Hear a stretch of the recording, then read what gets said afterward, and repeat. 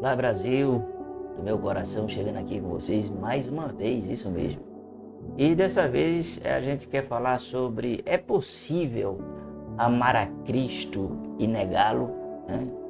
Esse é um questionamento que me veio aqui na mente, né? Será que é possível a gente amar a Cristo e de repente a gente negar Ele, né? Aqui quem vos fala é o pastor Marcos Magalhães. Seja claro, bem-vindo ao meu canal.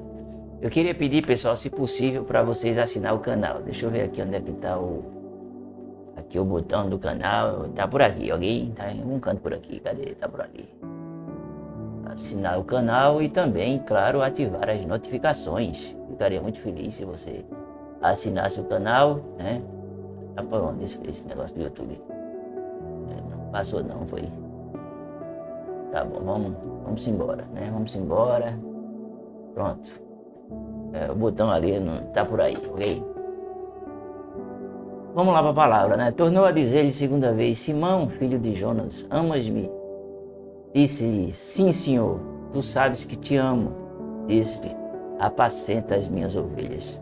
Nós vemos aqui um caso clássico, né? As pessoas muitas vezes chegam ali na igreja, tal, aquela coisa toda, né? E muitas vezes elas saem sem saber até o que fizeram, né? Porque hoje em dia existe uma questão muito importante que eu queria passar para vocês, que é a questão de confissão. As pessoas chegam na igreja, mas elas não entendem muitas vezes por que ela está ali, o porquê, e, enfim, aquela coisa toda. Porque não houve confissão, né? Subentende-se pela Bíblia que quem não confessa não é perdoado, sabe? As pessoas confundem muitas coisas. Muitas vezes a gente está fazendo as coisas pensando que está fazendo certo e está fazendo errado, né? A gente tem que fazer as coisas da forma correta. A palavra diz que confessai os vossos pecados para que assim venham os tempos de refrigério pela presença do Senhor, né? Sem confissão, como é que vai haver perdão? Muitas vezes a pessoa está ali naquela euforia, tal, aquela coisa toda, os amigos, o ambiente, coisa assim e tal, e ele começa a frequentar a igreja, mas o líder ainda não confrontou, né? Rapaz, tu já pediu perdão dos teus pecados e nomeá-los. Pequei porque roubei, porque matei, porque adulterei, porque traí, porque fiz isso, porque fiz aquilo. Às vezes a pessoa não fez nada disso, mas ela tem que se conscientizar de que ela precisa de confessar para que ela possa, no claro, ser salva, né? Arrependei-vos e convertei-vos. Essa mensagem, essa palavra já está assumindo dos altares. Essa é a grande realidade. Bom, pode uma pessoa amar a Deus e negar a Cristo? Então, quando você entra naquele ambiente, né, você ainda vai se descobrir, você vai ver e tal. Chegou a segunda-feira. No domingo, vamos supor, você foi à igreja, na segunda-feira você começou a sua caminhada, né? Tal. E a ficha vai caindo, né? E aí você vai vendo que, eita, rapaz, a porta é estreita. Ih, rapaz, o caminho é estreito. E, rapaz, isso e aquilo outro. Entende o que eu quero dizer? Aí você vai se deparar com situações que você vai entender o seguinte: poxa, eu tenho que renunciar, sabe? Aí as pessoas vão observando e dizer: rapaz, o preço é alto. Esse negócio de ser crente, menino, olha, o cara não pode mentir. Às vezes o cara tem duas mulheres, né? Ele tem duas mulheres, só um minutinho. Tem uns aí que tem até mais, viu? Tem uns aí que é bem resistente, sabe? E disse: ih, rapaz, vou ter que agora, né, me alinhar em questões de relacionamentos. Outros são corruptos, mentirosos, presunçosos, enfim, aquela coisa toda. Outros não são, mas já tem outros que são arrogantes e tudo mais, aquela coisa toda. E aí vem a consciência de: ih, rapaz, a porta é estreita mesmo. É estreita a porta, eu vou ter que renunciar, eu vou ter que deixar muita coisa na minha vida, sabe?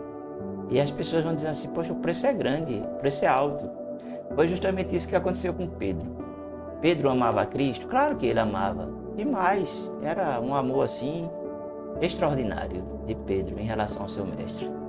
Tanto é que quando prenderam a Jesus, Pedro pegou a espada e disse: olha, vamos aqui defender o mestre. Jesus disse: olha, quem com ferro fere, com ferro será ferido. A minha missão é não derramar sangue de ninguém. Então, o que acontece? Pedro ali, ele queria defender Cristo, Mas quando ele viu que o preço era grande para defender a Cristo, que era dar a sua própria vida, o que foi que aconteceu, pessoal? Pedro negou a Cristo.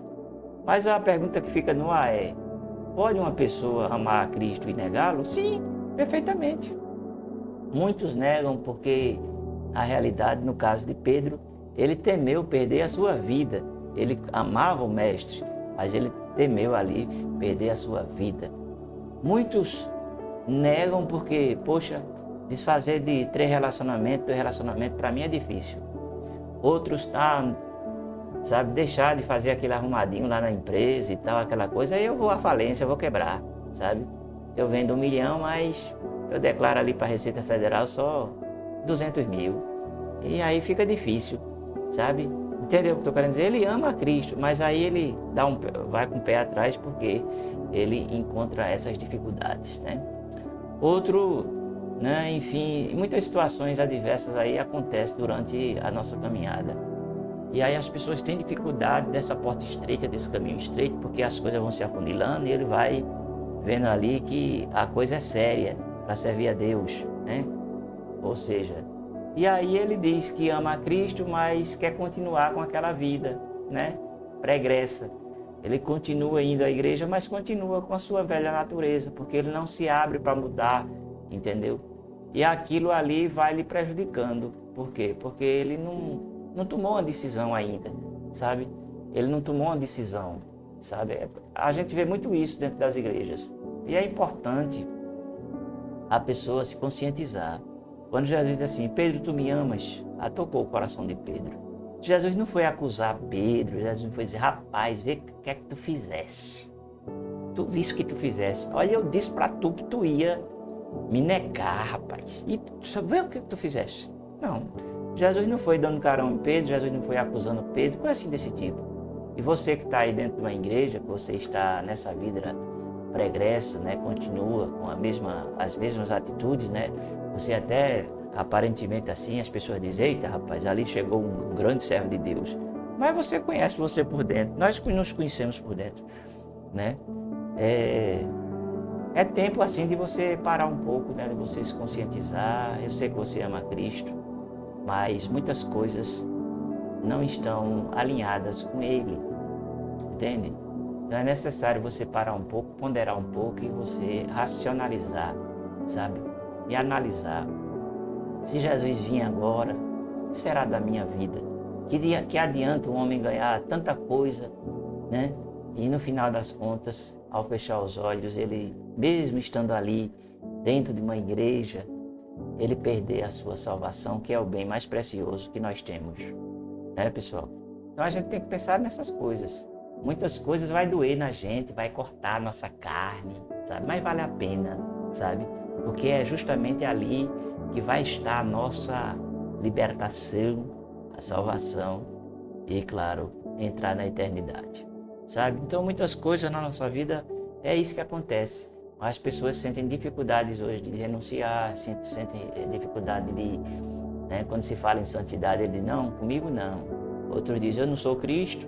E assim fica, né? O ser humano muitas vezes indeciso, em cima do muro, sabe?